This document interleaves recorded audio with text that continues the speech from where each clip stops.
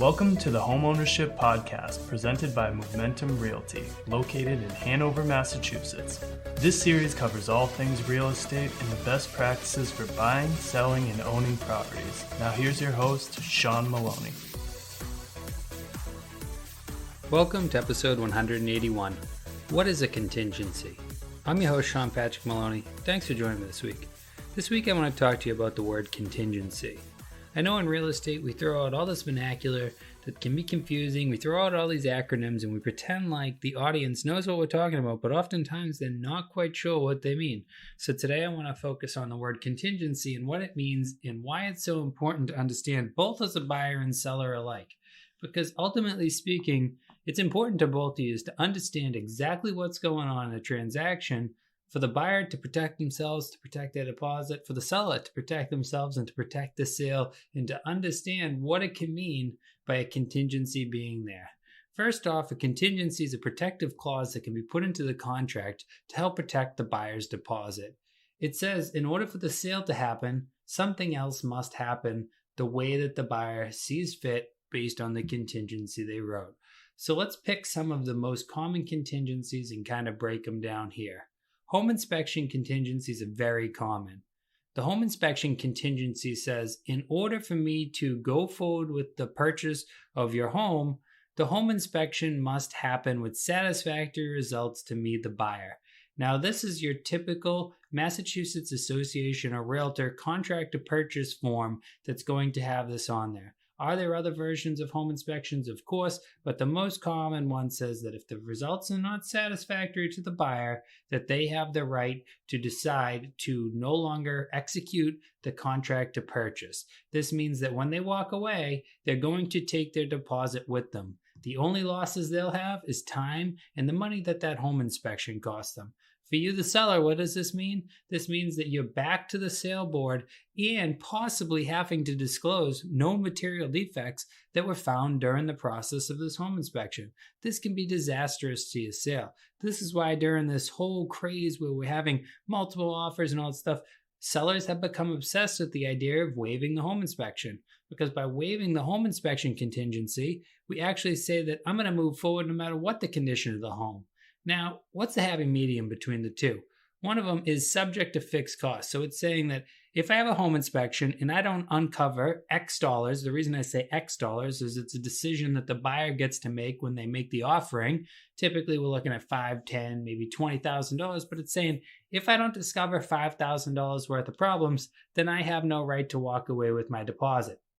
Of course, I can walk away, but I'm going to sacrifice my deposit. You'll see at the bottom of a contract to purchase, it's going to state that the deposit is the sole remedy of recourse for the seller if the buyer doesn't move forward. No, you cannot sue them because it's the sole remedy. Can you try? Of course you can. This is Massachusetts. Will you win? I don't know. I'm not an attorney, but ultimately speaking, that's what these contingencies are about. They're about protecting the buyer's deposit so that if it doesn't go the way they see fit, they're able to retract their offer and walk away with that money in safekeeping.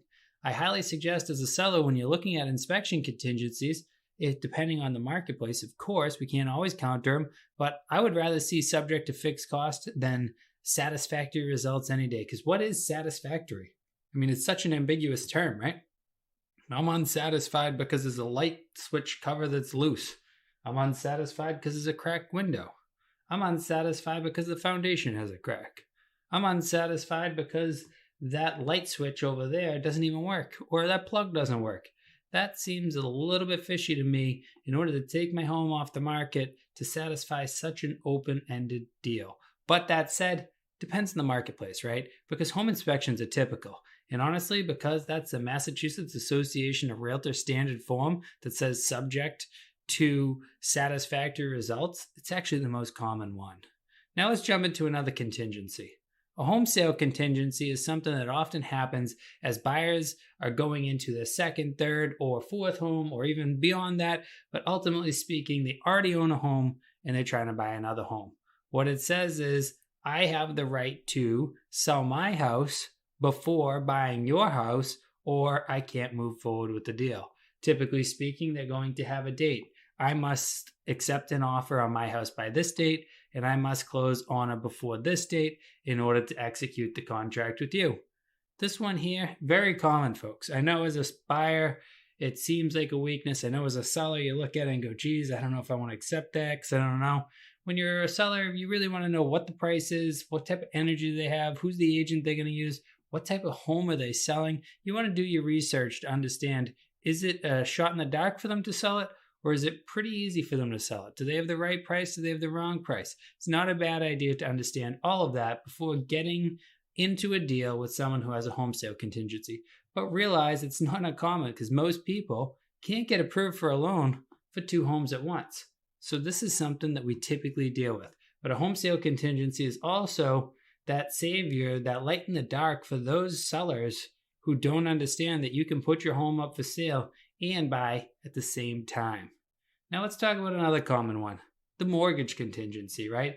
It says, in order for me to buy your home, I must get a mortgage for X amount of dollars by X date, and I must get a commitment letter by a certain date.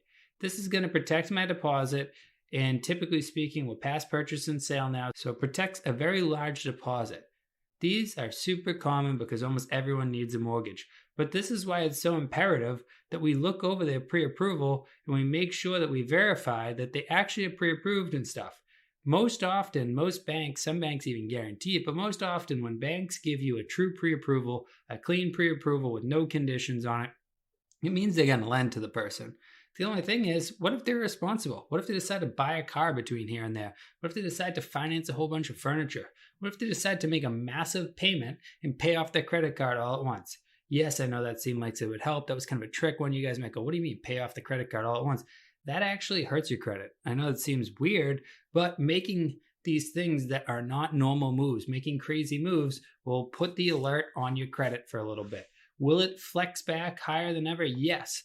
But if you're close to buying a home and you're making sporadic payments, your bank is going to get concerned. Where'd you get the money? Did you spend the deposit money? Did you spend the excess money that we thought you were going to have in the bank account? So mortgage contingency, that's one as a seller. Most often you're going to have to take a mortgage contingency.